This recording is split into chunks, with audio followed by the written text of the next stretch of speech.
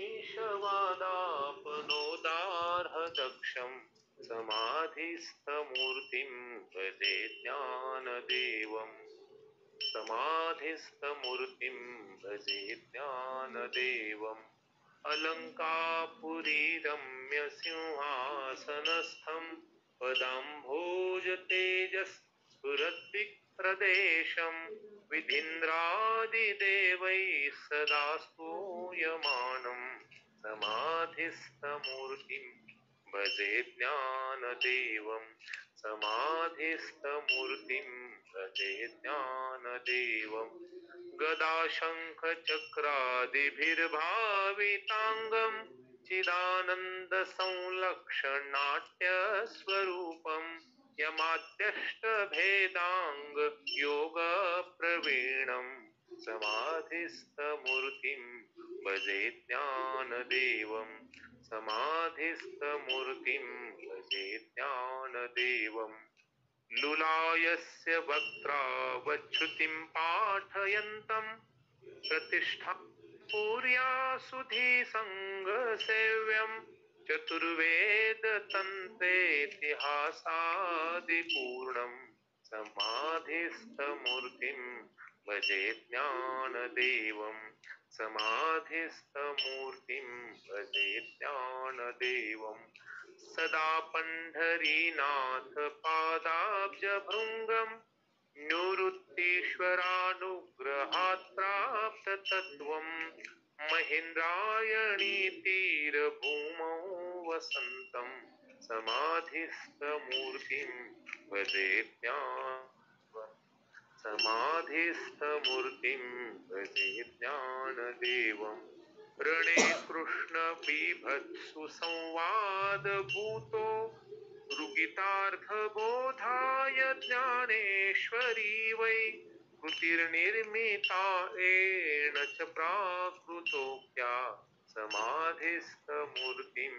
भजे ज्ञानदेवं समाधिस्थमूर्तिं भजे ज्ञानदेवम् चिराभ्यास संयोग सिद्धेर्बलाढ्यः बृहद्व्याघ्रशायी महांसाङ्गदेवः निरीक्षाग्रकुट्यागतं वीतगर्वः समाधिस्थमूर्तिं भजे ज्ञानदेवं समाधिस्थमूर्तिं भजे ज्ञानदेवम् क्वचित् तीर्थयात्रामिषेणेति नीत्वा स्वसंवेद्य तत्त्वं न जानासि विष्णोः यत प्रेषितः खेचरन्नामदेवः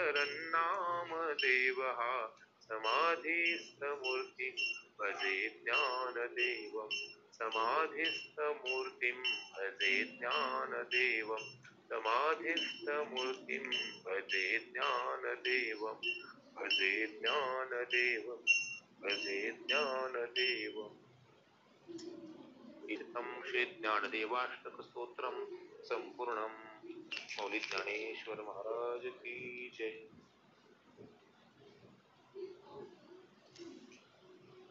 आली का चालू म्हणता सर्वांना?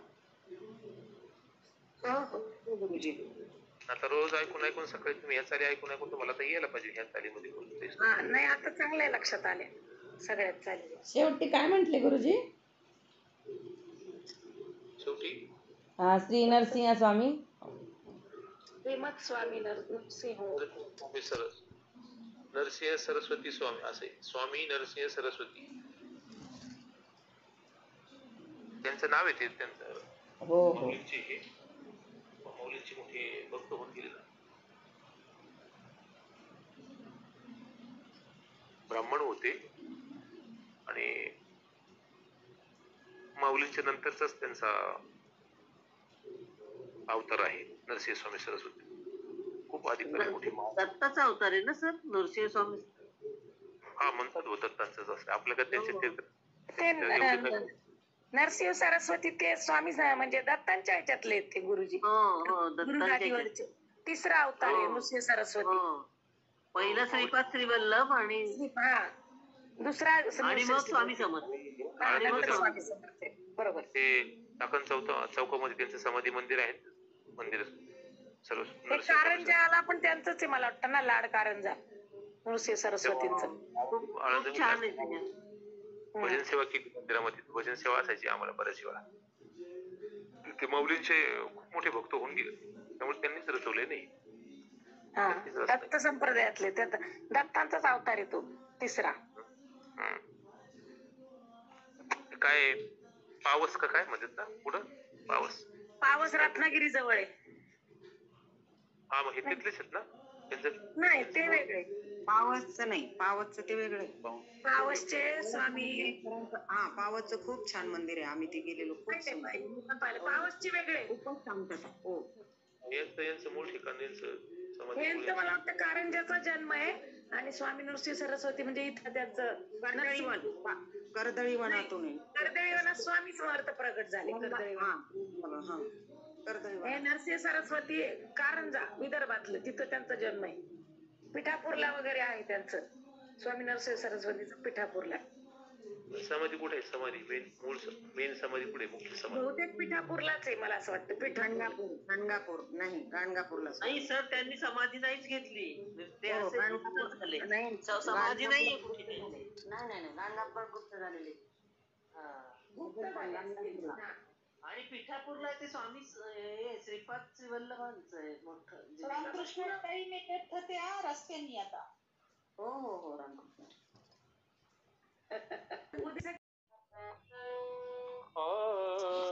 दर्पणी पाहता रूप नदीसे आपुले, बाप रखुमा देवी वरून विठ्ठले मज ऐसे केले, बाप रखुमा देवी वरून विठ्ठले मज ऐसे केले. चांदवो चांदणे तापेवो चंदणू, चांदव चांदणे तापेवो चंदणू, दर्पणी पाहता रूप नदीसे आपुले, दर्पणी पाहता रूप नदीसे आपुले, बाप रखुमा देवी वरू विठ्ठले मज ऐसे केले, बाप रखुमा देवी वरू विठ्ठले मज ऐसे केले. चांदव चांदणे तापेवो चंदणू, चांदव चांदणे तापेवो चंदणू, देवकी नंदने विना नावडे वो, देवकी नंदने विना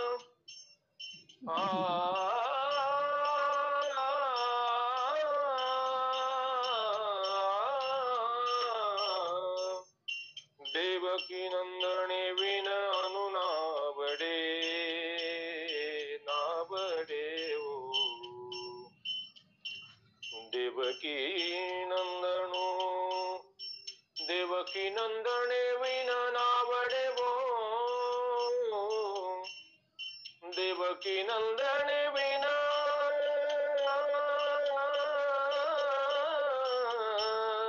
नावडे वो, देवकी नंदने विना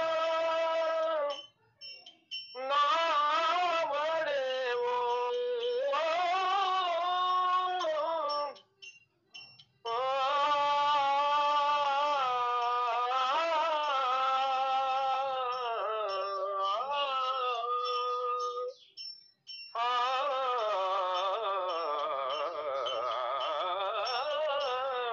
देवकी नंदने विना नावडे वो, देवकी नंदने विना नावडे वो. चांदव चांदणे तापेवो चंदणू, चांदव चांदणे तापेवो चंदणू, तापेवो चंदणू, तापेवो चंदणू. ज्ञानेश्वर माऊली. देवकी नंदन